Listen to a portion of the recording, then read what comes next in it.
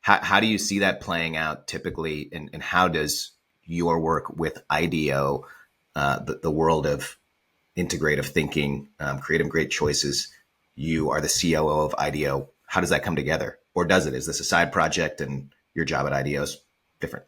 Both, and I would say I think that integrative thinking is something that is now part of who I am and that I have as a core pillar of how I solve problems and the work that I do.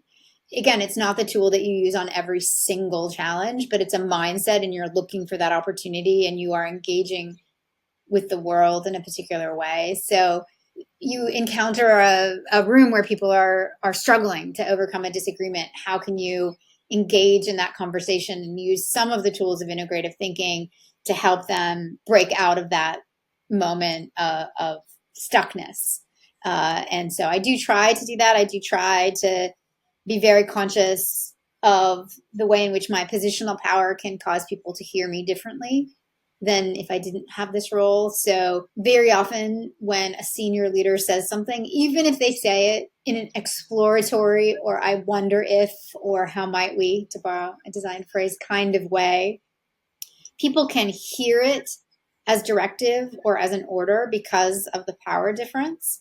And so how do you bring very, very clear, explicit attention to, hey, I'm sharing this idea as an idea. It is not me saying we've got to do this.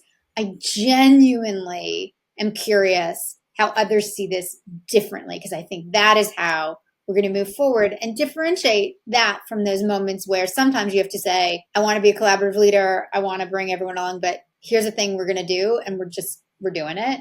Sure. I don't want to pretend otherwise. I don't want to treat people as if we're going to have this deeply collaborative conversation and their feedback is going to be taken into account and then not do it. I think you have to be really clear with Fair. people about which of those situations you're in.